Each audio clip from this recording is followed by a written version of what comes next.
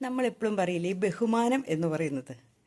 ശരിക്കും പറഞ്ഞിട്ടുണ്ടെങ്കിൽ നമുക്ക് ബഹുമാനം തോന്നുന്നത് പ്രായമായവരോട് മാത്രമല്ല. ചില പിള്ളേരോട് നമുക്ക് ഒരു കൗമാരത്തിലോ യൗവനത്തിലോ ഒക്കെ നിൽക്കുന്ന ചില പിള്ളേരോട് പോലും നമുക്കൊരു ബഹുമാനം തോന്നും, നമ്മൾ എത്ര പ്രായമായവരാണെങ്കിൽ പോലും.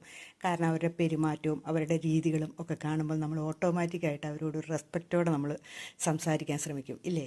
ശരിയാണോ? നിങ്ങളൊന്ന് ചിന്തിച്ച് നോക്കി. അപ്പോൾ ബഹുമാനം എന്ന് പറയുന്നത് പിടിച്ചു വാങ്ങേണ്ടതോ പേടിച്ചു വാങ്ങേണ്ടതോ ഒന്നുമല്ല. അത് നമുക്ക് തോന്നണം, നമ്മുടെ ഉള്ളിൻ്റെ ഉള്ളിൽ അവരുടെ പെരുമാറ്റം കാണുമ്പോൾ തോന്നണം. അതാണ് ബഹുമാനം എന്നാണ് ഞാൻ മനസ്സിലാക്കി വെച്ചേക്കുന്നത്. കാരണം നമുക്ക് ഒരാളെ കാണുമ്പോൾ അവരുടെ രീതികൾ കാണുമ്പോൾ നമുക്ക് പെട്ടെന്ന് ഒരു ഇഷ്ടം തോന്നുകയും നമ്മൾ കുറേ നേരം സംസാരിച്ചുകൊണ്ടിരിക്കുകയും ചെയ്യുന്നത് എന്തുകൊണ്ടാണ്? അല്ലെങ്കിൽ അവരെ നമ്മളിങ്ങനെ നോക്കി നല്ല പയ്യന അല്ലെങ്കിൽ നല്ല പെങ്കൊച്ച എന്നൊക്കെ നമ്മൾ പറയുന്നത് എന്തുകൊണ്ടാണ്? നമുക്ക് അവരോടൊരു സ്നേഹം, ഇഷ്ടം നമ്മുടെ ഉള്ളിൽ തോന്നും അവരുടെ രീതികൾ കണ്ടിട്ടല്ലേ.